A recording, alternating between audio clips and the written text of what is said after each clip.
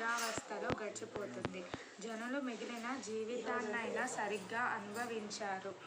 బాల్యావస్థలో క్రీడాసక్తులు, తరుణ వయసులో తరుణీరక్తులు, వృద్ధాప్యంలో జరాగ్రస్తులై ఎప్పుడూ వ్యాధులతో పీడింపబడుతూ ఉంటారు. పుట్టటం, బాగా పుష్టిగా పెరగటం, గాలిని పీలుస్తూ వదులుతూ దీర్ఘాయువుగా బ్రతకటం, వీనితో జన్మ సార్థకమైనట్ట. మానవ జన్మ యొక్క కర్తవ్యం పరమార్థ ప్రాప్తి. ఇదే సత్యం. లేకపోతే కుక్కలు, పందులు మొదలగు వాని బ్రతుకులలో ఏం లోపముంది?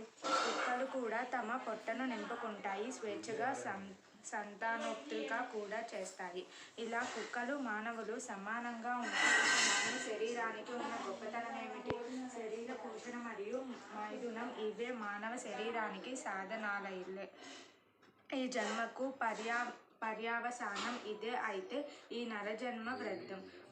ఆహార, నిద్ర, భయ, మైదానాలు ఈ నాలుగింటితోనూ ఆయువు ముగిసిపోతే ఇక కుక్కలకు, మానవులకు భేదమేముంది?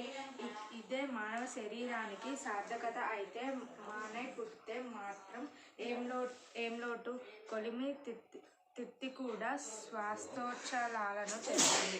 కుక్కలు కూడా పుష్టిగా పెరుగుతాయి. మనుషులు ముక్తులు, నిర్భయులు, స్వతంత్రులు మరియు శాశ్వతంగా ఉండేవారు అన్న వివేకం ఈ జన్మ